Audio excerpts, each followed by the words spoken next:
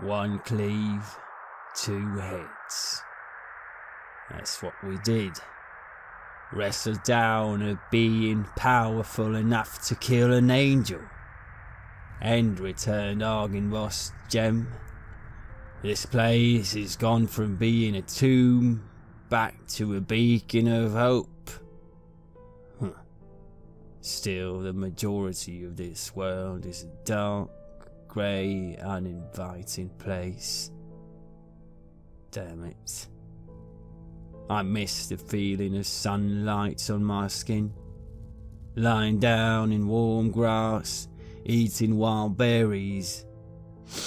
I miss sweating after a hard day's work, having to strip down to my small clothes not to perish from the heat. Hells, I could even miss a subtle snowfall in the hills north of Port Last, with even the tiniest of rays just piercing through the white winter clouds. Still, we snuck into that bloody castle, stole the gem right under the Count's nose, and left with a mighty fine meals in our bellies to boot. And now, we killed the lich. We got the blade. One cleave, two heads. This is Red Moon role-playing.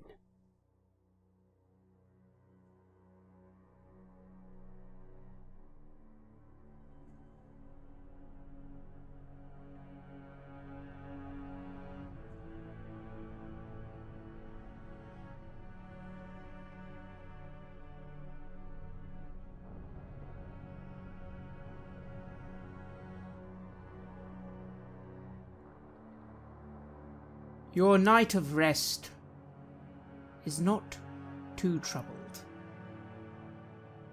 You have managed to secure the room in Argynvost Holt quite well, and nothing comes in the night to disturb you.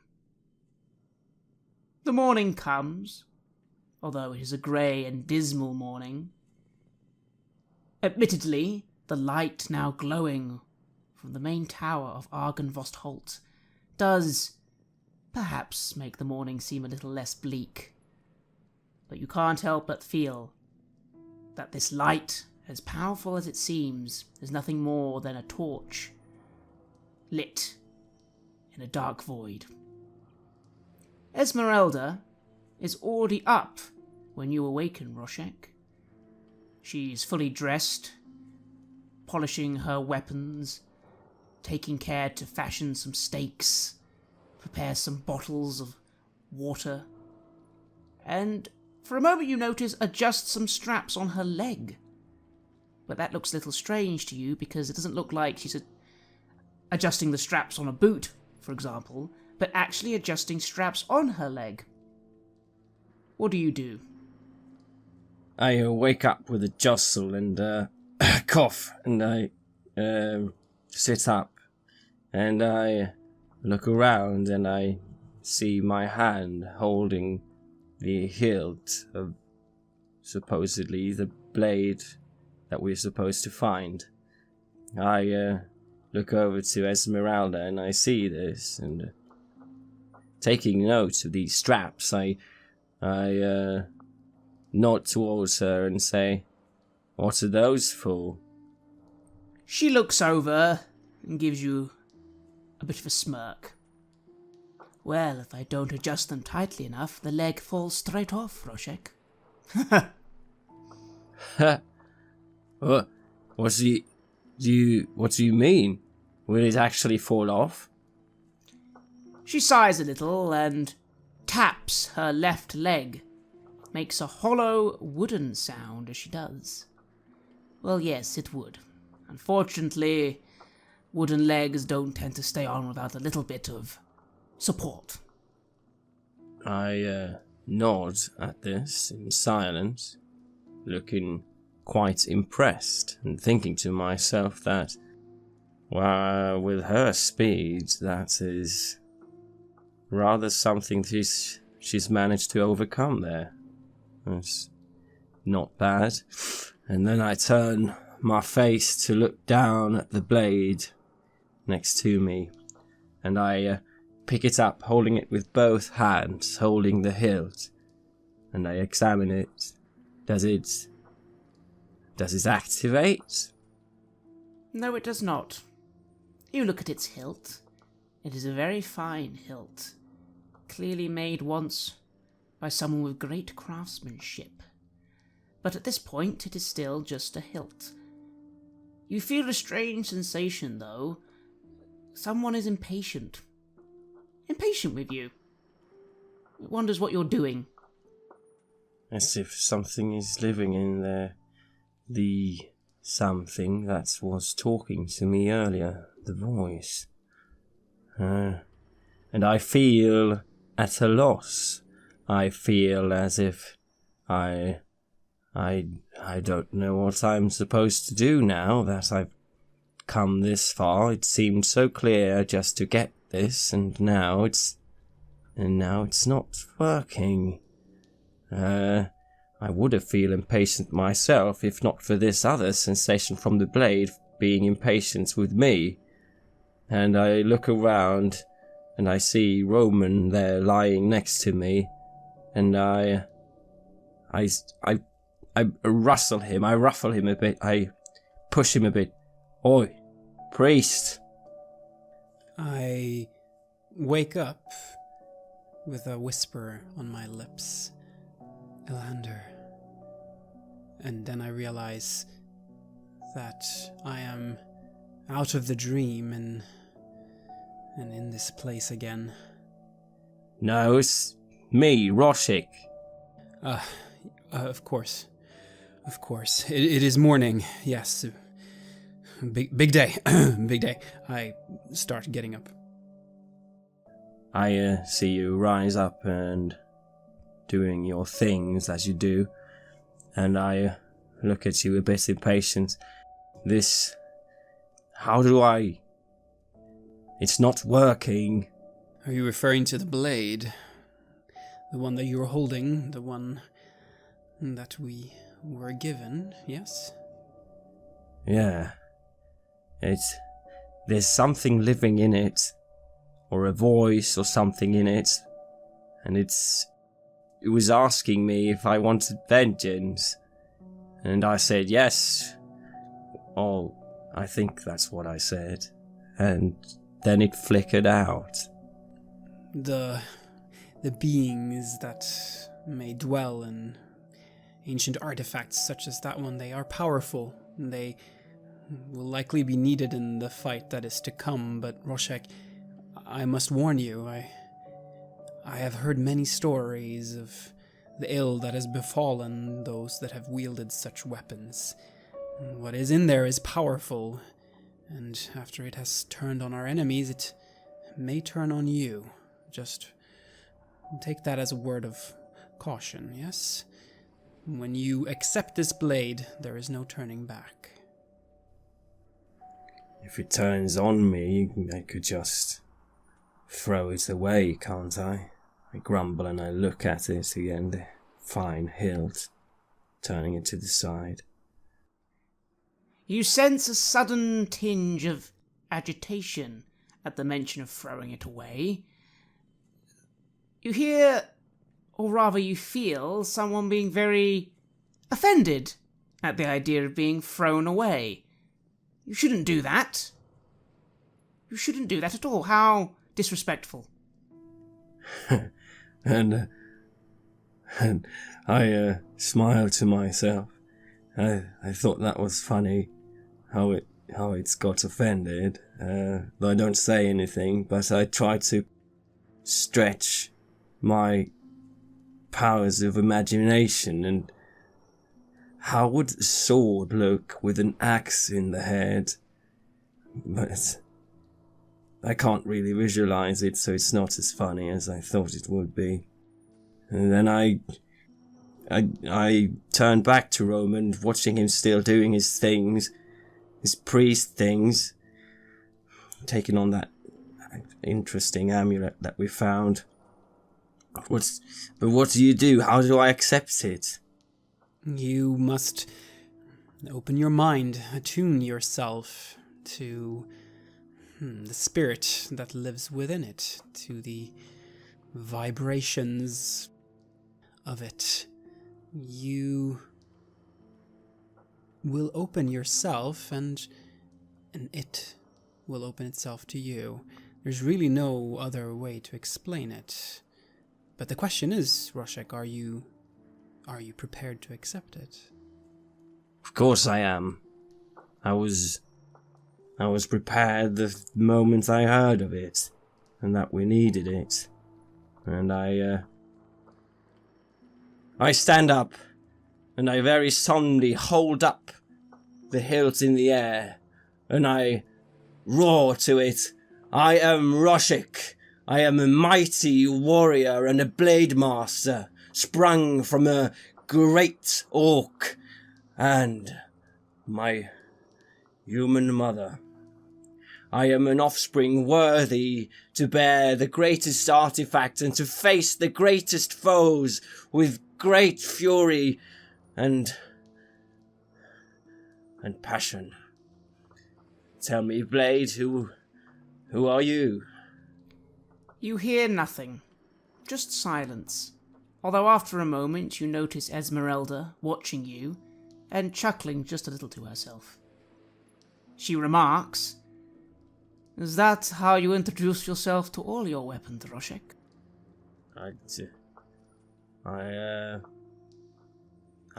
don't usually talk that much to my weapons. She comes over, tilts her head, looks to Roman. "You know, Roshek, maybe it would help a little if you treated the sword like you treat swords normally. How do you normally get to grips with a new sword? I would practice, of course. There are exercises. Normally I would own it and oil it as well, but there's not much I know how to do with this except polish the hilt. It is a fine hilt." She clears her throat a little, taking a moment then to very quickly look to the window that this room has. It overlooks the front of the house and the roads beyond. "Well, believe it or not, it's not actually dawn yet. We should only leave at dawn, so we have some time. Why don't you try practicing with your blade? Yeah, that's a good idea. And standing there in not much more than my underclothes, I start putting my armor and everything back on, strap on my wrist guards and get in my chainmail and start getting ready to get out to the yard. Bit impatient, but also quite eager now.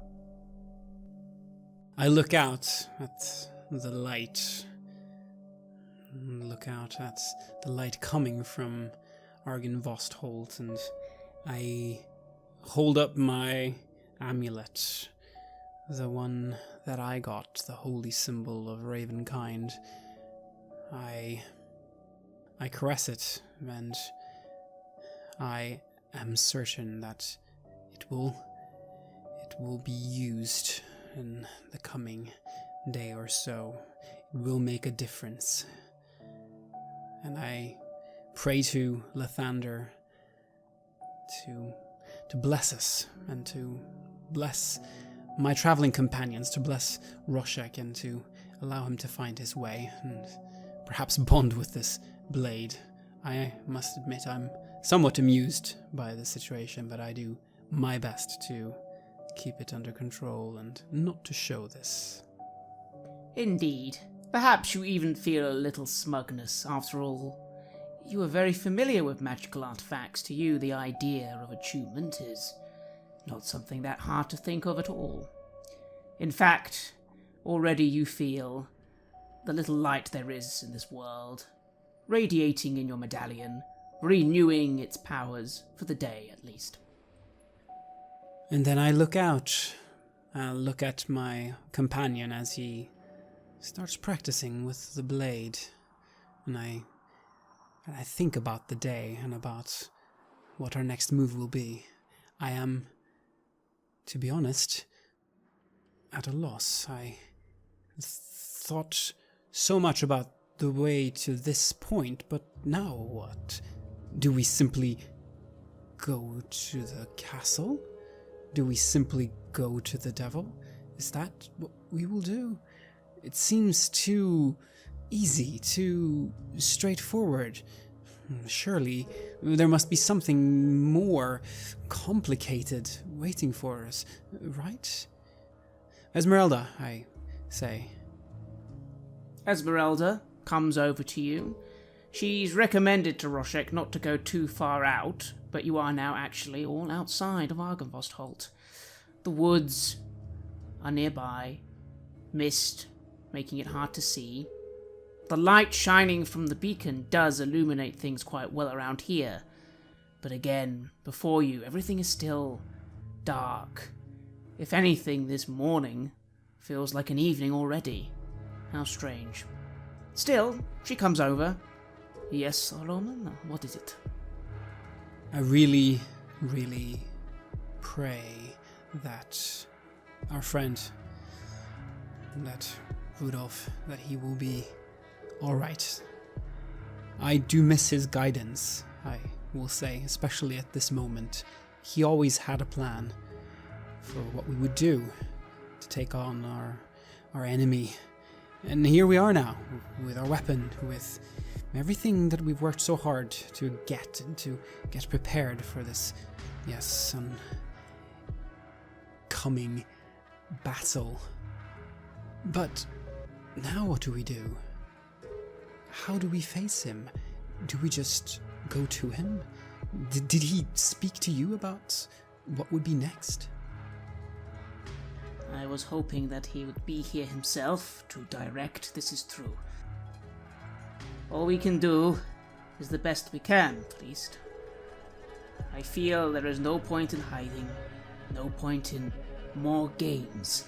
We need to get to the castle quickly. Rudolph's life will depend on it. We need to save Van Richten. And then after that, well, you have that blade. Van Richten seemed to think that with that and the other things you have, you would stand a chance.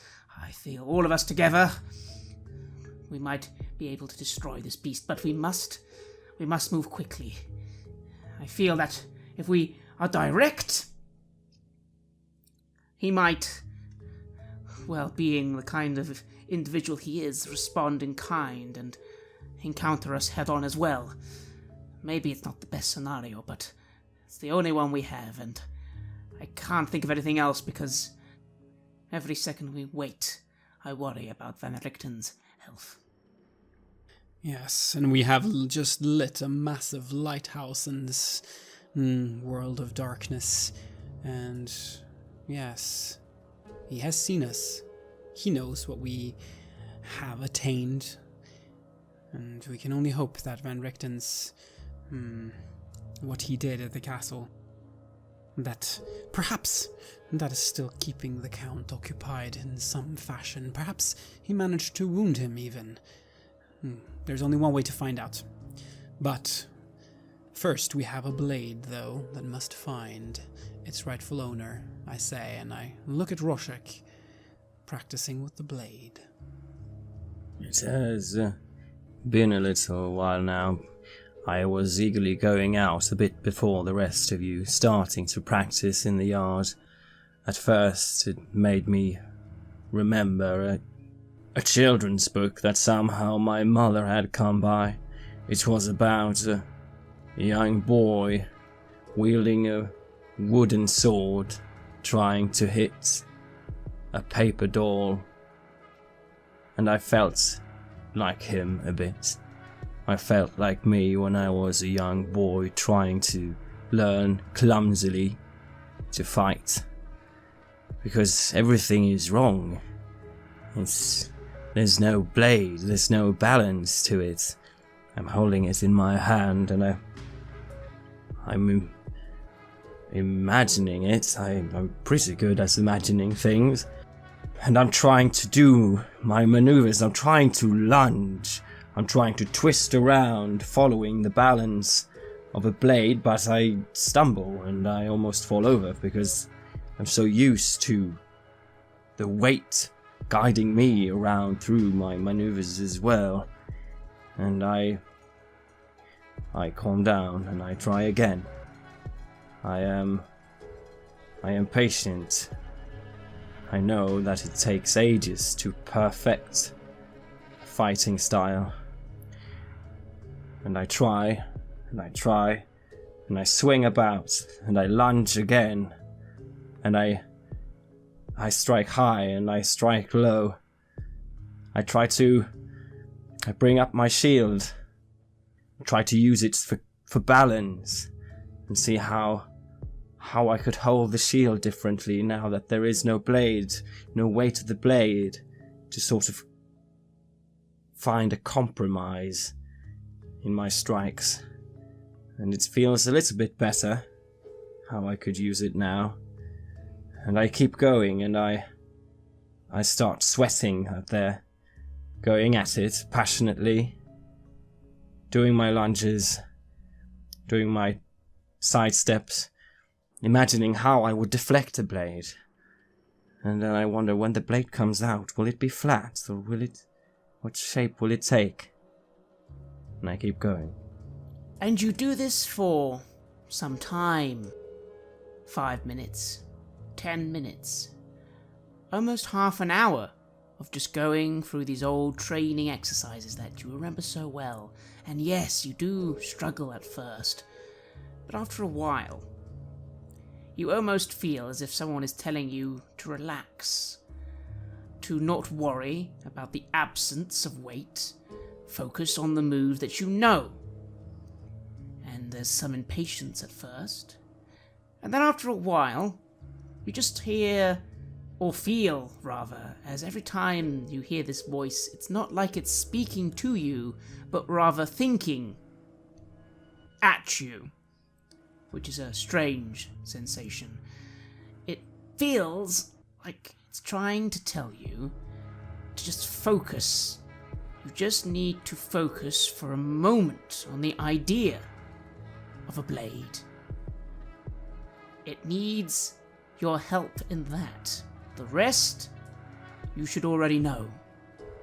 And I take some deep breaths, and I wipe some sweat off my forehead, and I lower it, and I focus. I focus on the idea of the blade, on the length of the blade, the width of the blade, where I would know exactly where the tip would be in case I would stop the last second, or if I just needed that bit of extra reach. I feel where it would be, and I sort of feel the guidance of the blade. I feel how I would normally feel a good blade to be the extension of me.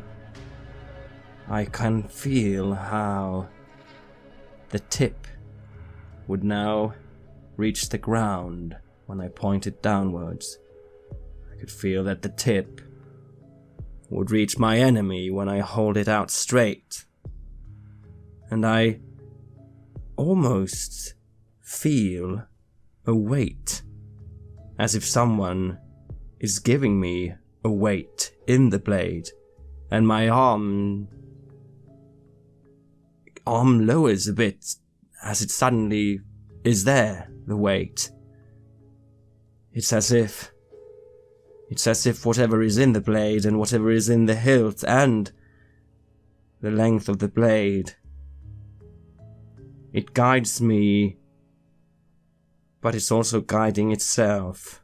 Indeed. And you feel then a sensation of energy. You see a flickering. For a moment, that blade you are visualizing, you feel it's there, and then it's not, and then it is again, and you feel again an impatient voice just saying, or feeling, that you need to focus. Focus with the moves. Focus with intention. and I take it to heart. I focus, and I do the moves again. I don't think about the moves anymore. I let it go. I let go of the moves. I let my body do what it knows that it's doing. And I instead focus on just the blade and the weight of the blade that I feel is there. And I keep going. Suddenly then, there is no longer no blade. There is a blade. A blade made entirely of shining light. Burning light, sunlight. A long, shafted blade emanating from the hilt. And it is your power to command, Roshek, as you wield it and thrust it in the air and make your moves. And I twirl about. And I hold up the blade in the air and then lower it to be in front of my face. Is it blinding me? Or how does it feel to my eyes? Perhaps it hurts a little, much like staring directly at the sun would. But if you avert your gaze just a little, it's no more harmful to you than a bright summer's day. It's almost as if the blade showing its own defiance through this light, even blinding me a bit. And I lift up my hand with the shield, and I try gently touching the flat of the blade. And it hurts. You withdraw your hand quickly. It feels very much like you just touched something extremely hot and sharp at the same time.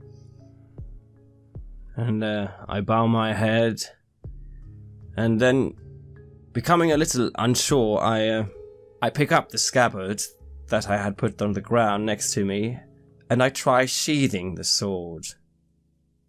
And the sword sheaths, although when you sheath it, the blade simply disappears, dissolving almost into the air, and then sheathed is once again just the hilt. But attached to the scabbard? It seems the way the hilt is shaped, that it does actually just about fit into the scabbard, although you do think you might need to tie a few extra ropes on just in case it might shake out at an inopportune moment. Huh. Right. Or maybe I should just have a bag for it. I try pulling it out again, and feeling the blade there. And when you do this, again it springs to life. Pretty much springing to life the exact moment you focus and think of it as a blade again. Ha! I cry out in victory, and I lunge and stop before Esmeralda and Roman. And Esmeralda nods and goes, "Well, what do you know? My advice helped. It's almost as if I know how to use magical weapons." And she smirks at you.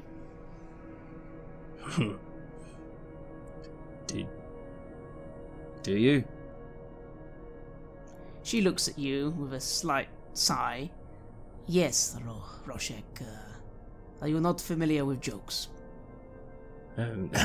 Yeah. I was just curious. What are those weapons you have yourself? Are they magical too? Of course they are. Perhaps not as fancy as yours, and she pats her rapier at her side, but they are enchanted.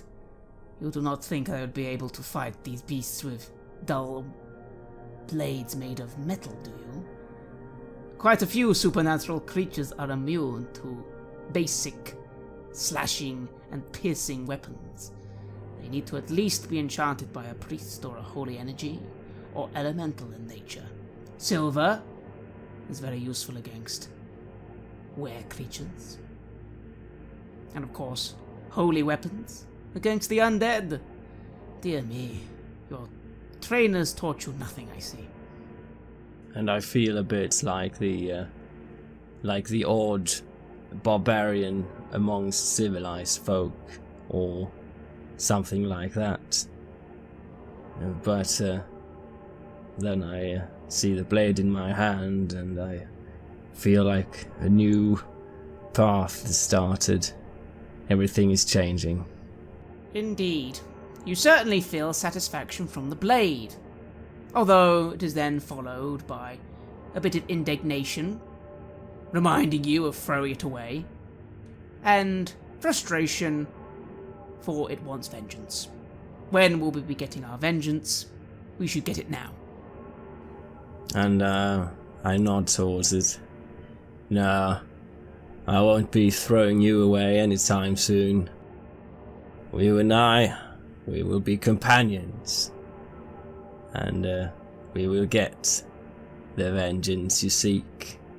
Nothing else. I nod approvingly, having seen, yes, this incredible sword of light. Truly a sword that Lathander would approve of. Brother, I think we are ready now. I think we are ready to kill the devil. That we are. And I sheathe the blade again and attach it to my side, making sure I wrap up my other blades and putting them on the pack on my horse's side. So what's the plan now, I say as I get the remaining drips of sweat off my forehead. Storm the castle, kill the devil. A worthy plan. So, are we travelling through the fantastic Vallaki again? What options do we have? Esmeralda, you know this land perhaps better than we do. How do we get to Castle Ravenloft and meet as few, yes, elements that we have met in the past in the process? Esmeralda frowns a little. You notice she's already got the horses ready to go and has already started to bring them out from their resting place inside. You recall the hallway of Argynvost. It is difficult to make an accurate plan. Number one, the enemy know where we are. This lovely beacon behind us is a good thing, but also obvious. Number two, the werewolves will be close by. They are, or were rather, here only yesterday. They will not be far. She moves forward and scans the road. They will likely be lying in wait on the roads, waiting to ambush us. They know that if we go through the forests, we will be easier prey for them, and so we must take the roads. Now, we could try and surprise them by doing exactly what they expect and going through the forests.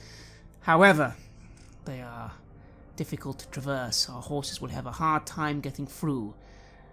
If we did that, we might make quicker progress in the long run, but be exposed to more danger. I suppose the question is, do you feel confident that we can get to Vallaki quickly? If we can, we might be able to rest there for a quick moment and then ride the rest of the way to Castle Ravenloft. I remember the way. The roads, again, are the quickest way to go, but of course, will be watched. Well, I wonder about Vallaki. We don't have the wagon anymore. I suppose we'll have to try and make a grand entrance instead of sneaking in and convincing that we're on a sacred mission. Maybe they'll believe us when they see this, and I once again pat the hilt on my side. And I will bring the light of Lathander, and none will stand in our way. And if they do, well, then they will face our wrath. Because wrath we have, and we have a mission. But what about these werewolves? I thought they were blown up by that little, well, surprise that you had in your wagon. We blew up some, Roshek. Not all of them. There are many werewolves in these lands. All of them loyal to the devil. They looked like quite fierce beasts. I've not had the pleasure of fighting one yet, but I'm sure we'll have lots of light on our side. To be honest, I would rather avoid conflict altogether. It is possible, Esmeralda remarks, if we ride like the wind. Vallaki is not that far. We could reach there in 2 or 3 hours. That is why I mentioned the need for rest. Our horses can get us that far quickly, but they will need rest before they can do so again. We might be able to outrun the werewolves if we simply rush. Of course, the problem there is that if anything goes wrong on the way, well, we could find ourselves surrounded. Then again, if we take a slow, cautious approach, we may be more ready, but at the same time, find ourselves in even more trouble. I will leave the final decision to you two. After all, I, by myself, have a few tricks up my sleeve, but I'm afraid I will not be able to use them to make all of us invisible. Yes. What say you, brother? I favor an approach that would take us there sooner rather than later. Yeah. Battling werewolves and wasting time with that. It's not what we're here for. It feels like we should go for the throat, if you know what I mean. I do. And the Countess waiting for us. Yes, the only chance that we have is to surprise him. To surprise him with speed.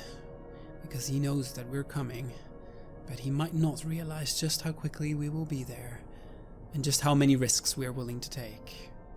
I step up into the saddle and I say, let's ride like the wind then.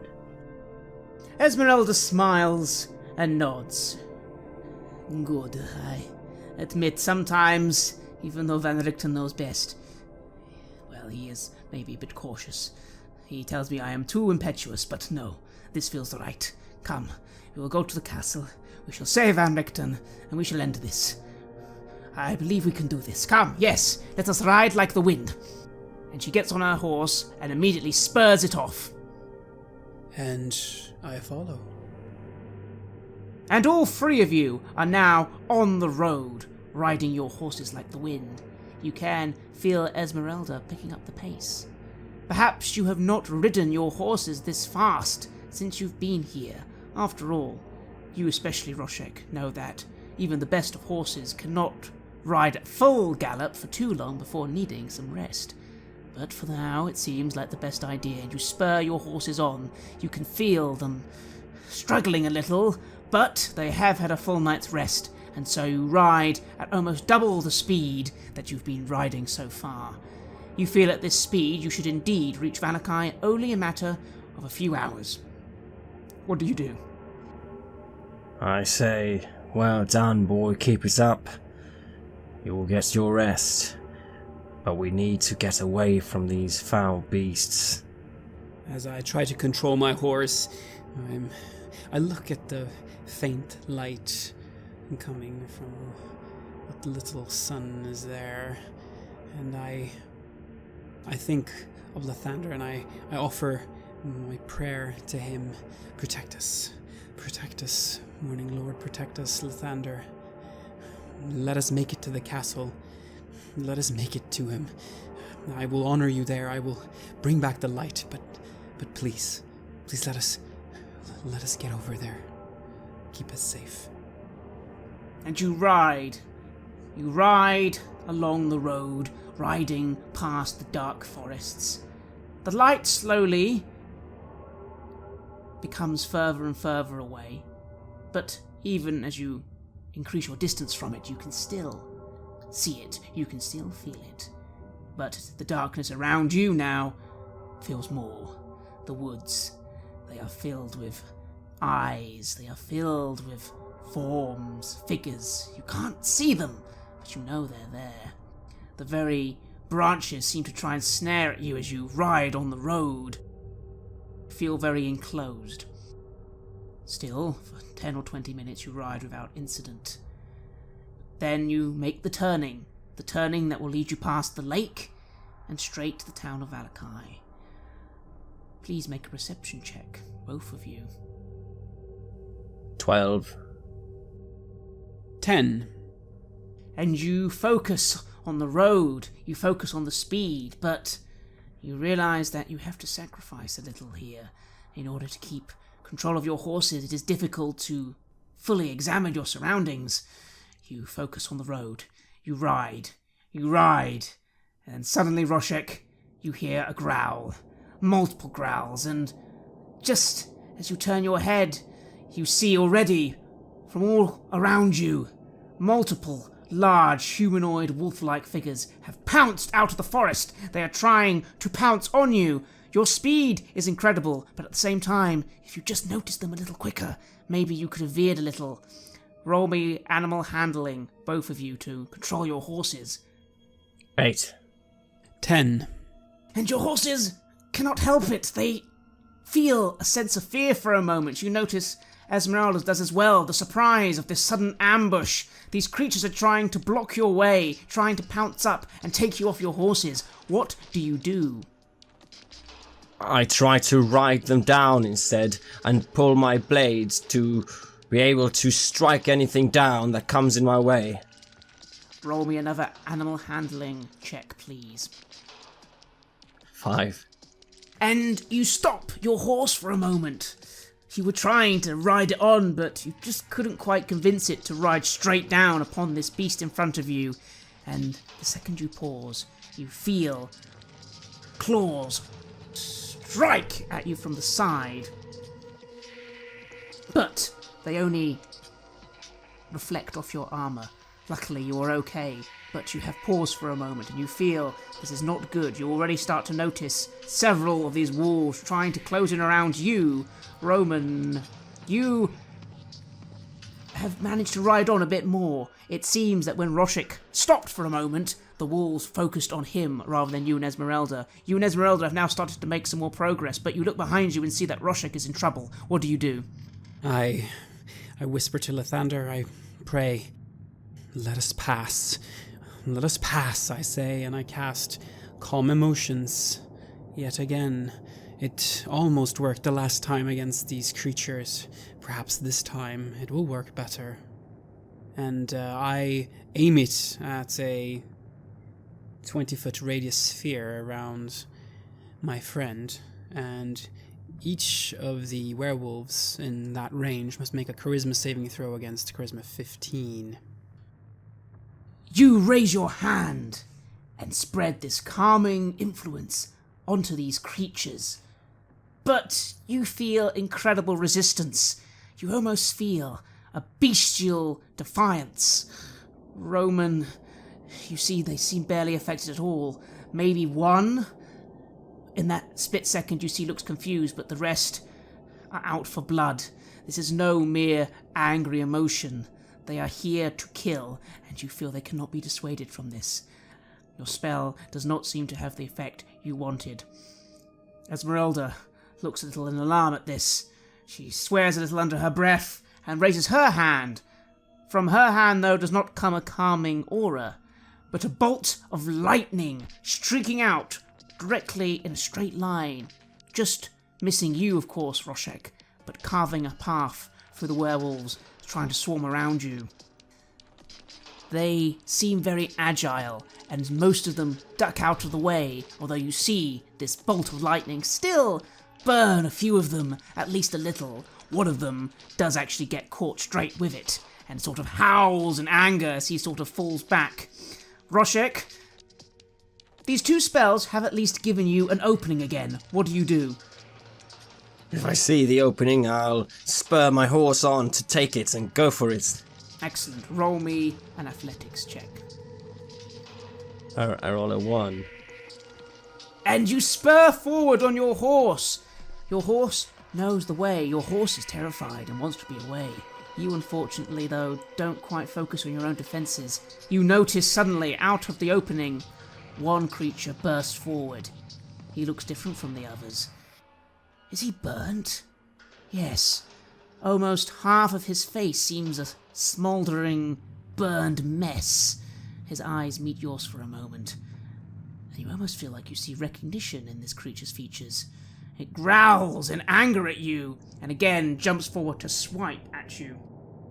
But, even though it hits you straight on the side, again, it hits your armour, and you almost feel as if that aura, again, is really protecting you, even this far away. You manage to shake it off, and start riding away from the pack, but all 7 of these wolves, these werewolves, are straight on your heels. It's at this point, Roman, that you notice something in the sky. Something's coming. Ravens. A giant flock of ravens. What do you do? I feel hope. They've come to save us. Yes. These must be the good ravens, yes? I pray for the good ravens.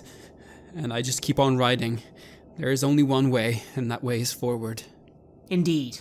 Esmeralda shouts, "Ride!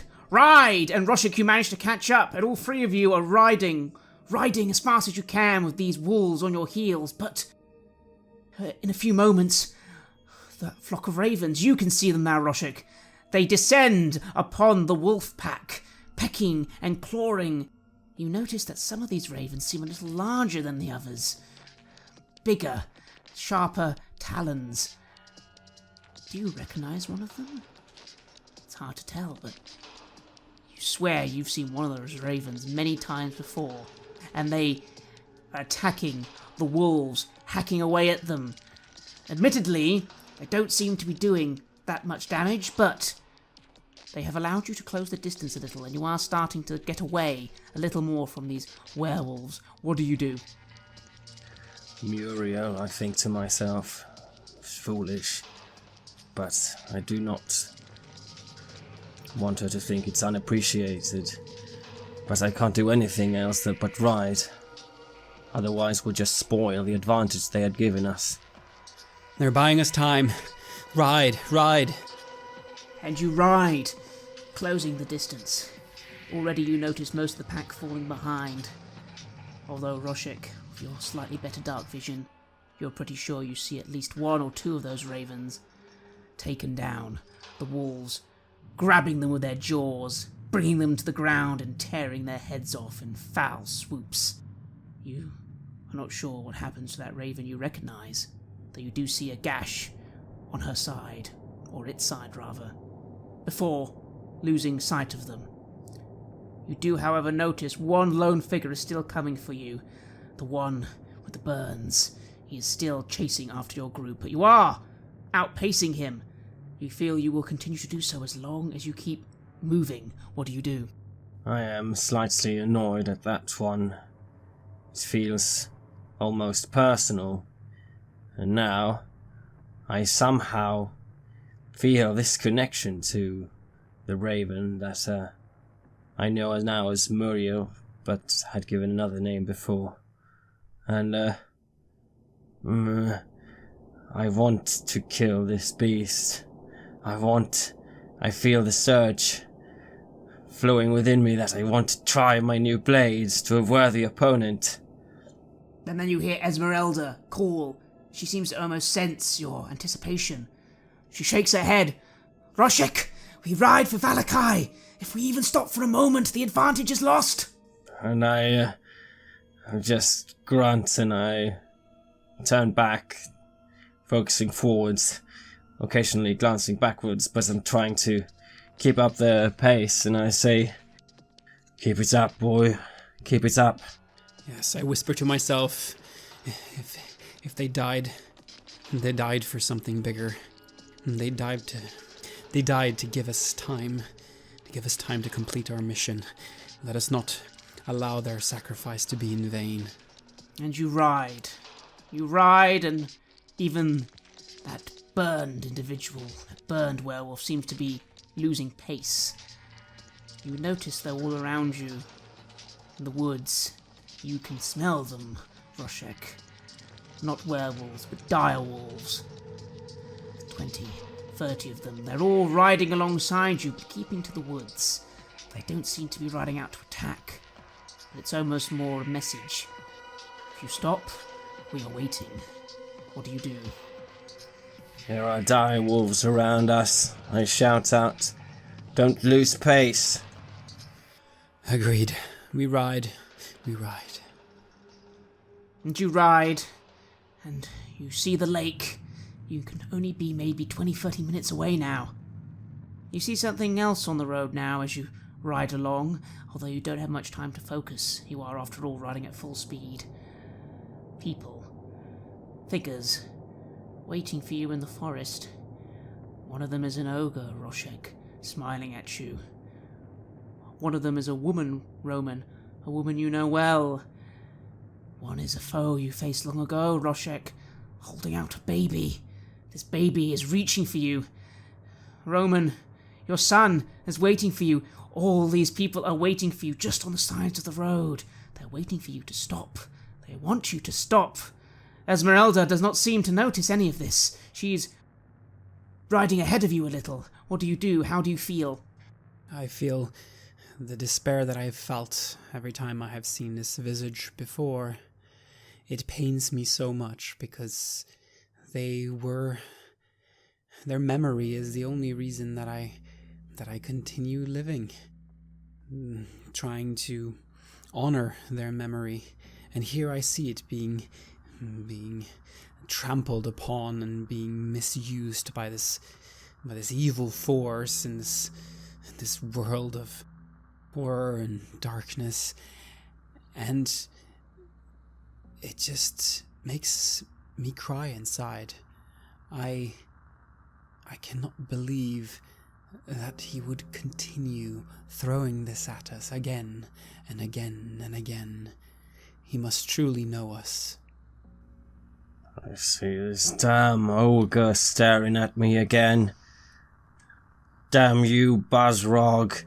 Leave me alone. And I hear a screech in my brain as nails drawn against a piece of rock, piercing it, and I see the little baby strangled by its all umbilical cord, still reaching its arms out towards me. And I don't want to hear, and I don't want to know, and I scream, "Quiet! Quiet! Get away, you filth!" And you ride on, and you can see the gates of Vallaki only a few miles ahead, and for a moment, Roman, you turn your head in the direction of that camp, and you notice there doesn't seem to be any activity. There wouldn't be any torches, though. It is day, but you can't see anything, so perhaps the road is clear then.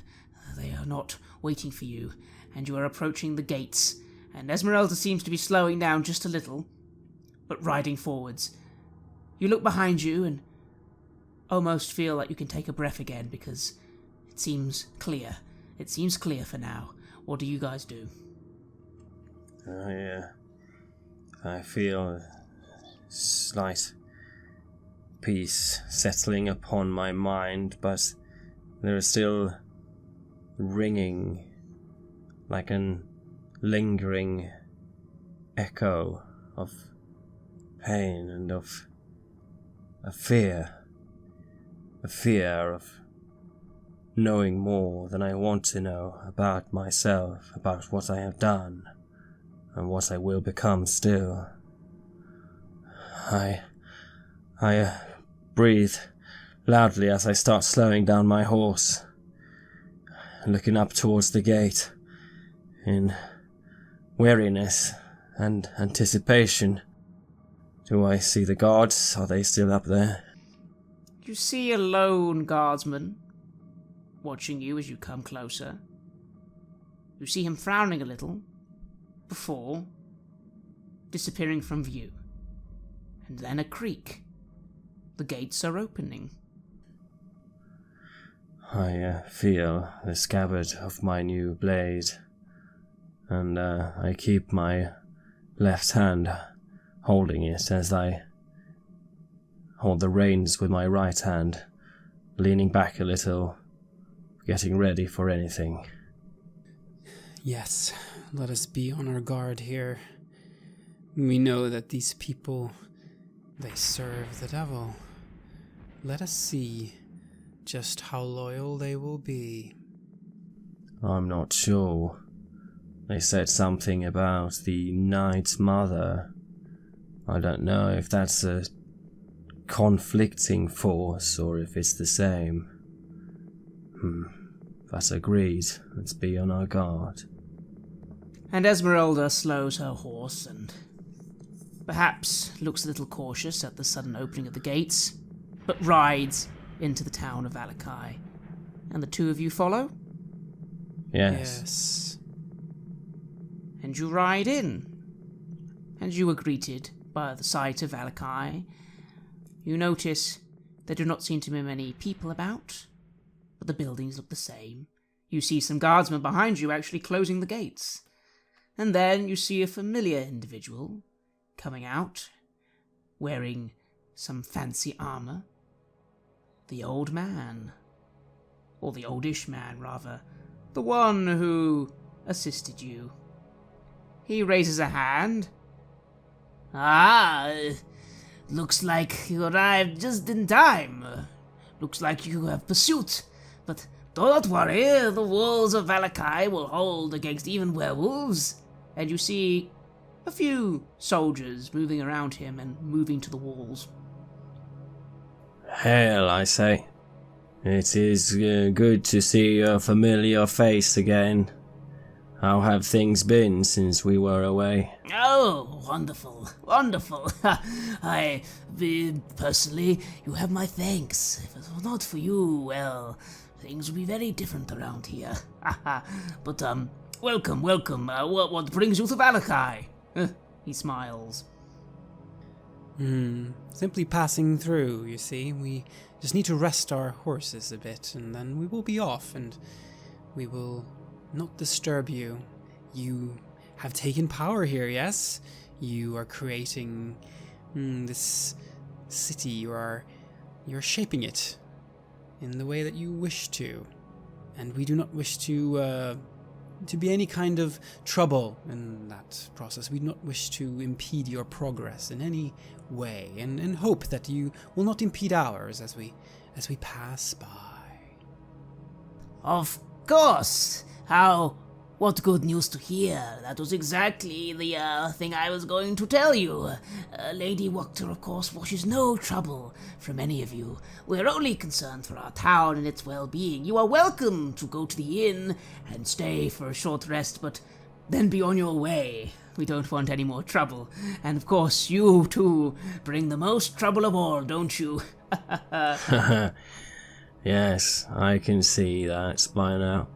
We've stirred up quite a few things around, and now we merely wish to rest ourselves and our horses and perhaps resupply. Do you mean to say that the inn is still open? Ah, yes, under new management, but still a fine place. In fact, probably the only place you will find any rest. You understand, most of the people here wish nothing to do with you. Of course. Of course. I look to the church. It is a smouldering ruin. If anything, it just looks more decayed than when you last came. And I feel that sting of shame. And that question, what did I do? But I don't let it take me over. I simply turn my horse towards the inn. Yes. Rest. We will rest, and we will not bother you. You have our word. As opposed to Roman, I feel that, well, things might not be as bad after all.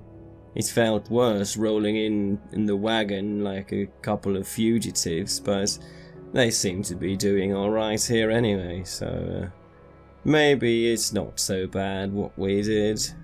Maybe it's all served just another purpose. And now we have a place to stay. What could be better? Indeed. Indeed, and did you ever get the name of the old man? I start moving, but then I look back and I say, wait a second. We never got your name. Ah!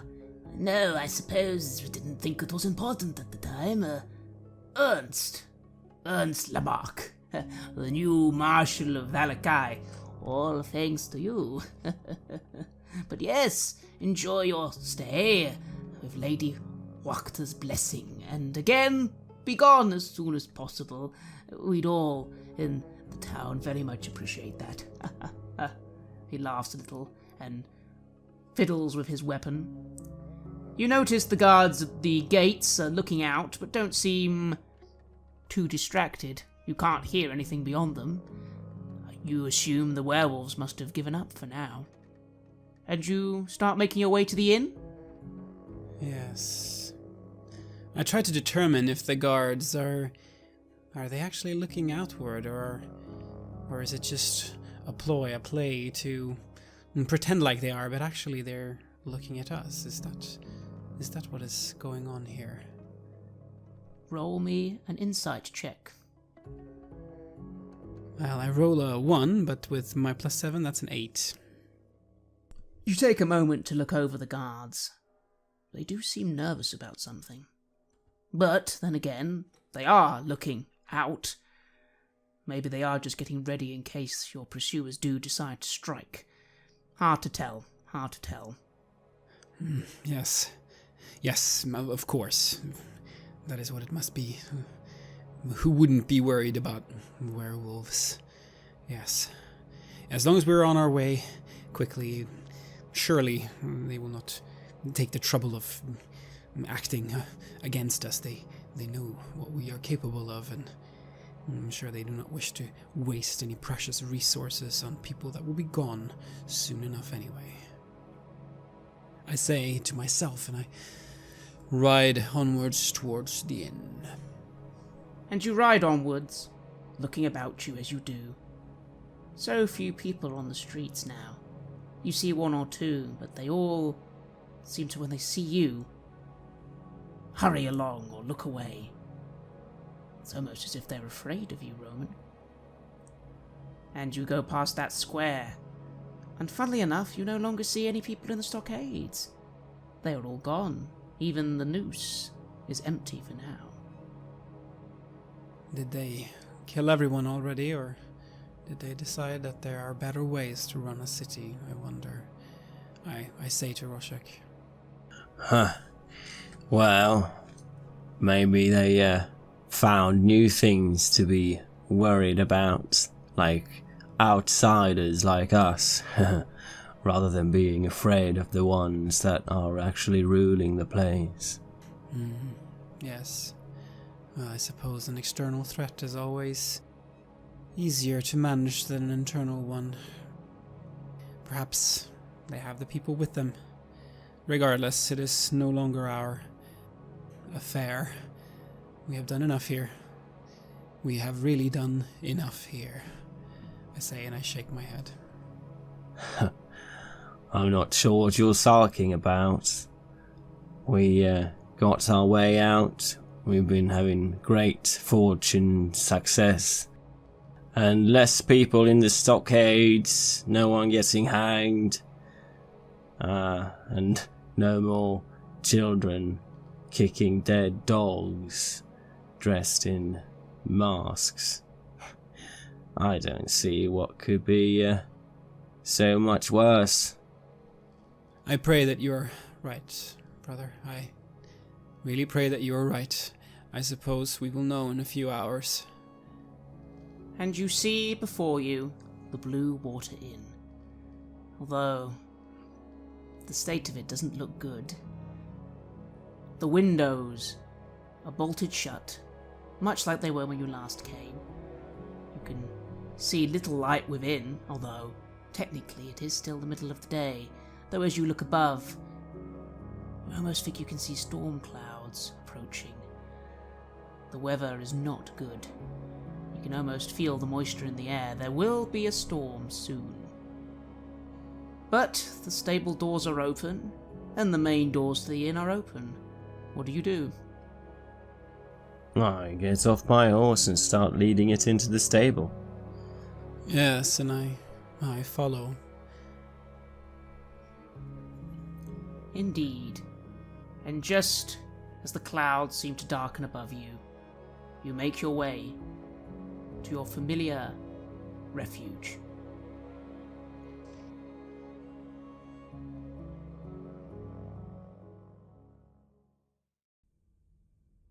You have listened to an episode of Red Moon Roleplaying, where we play the campaign Curse of Strahd for Dungeons & Dragons 5th edition.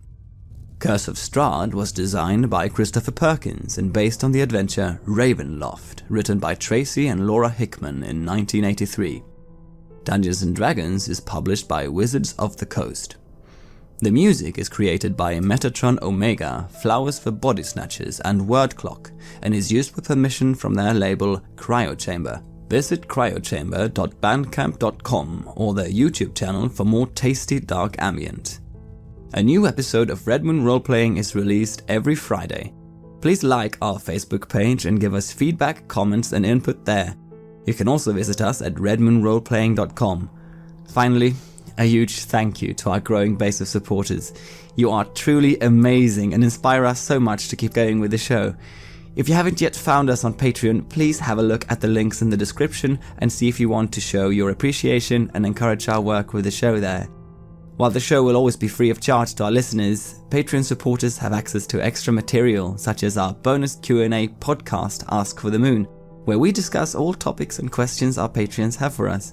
You can even get access to the full-length, raw and unedited versions of our gaming sessions way before they are released as finished episodes. Thank you for listening. Looking forward to meeting again next week.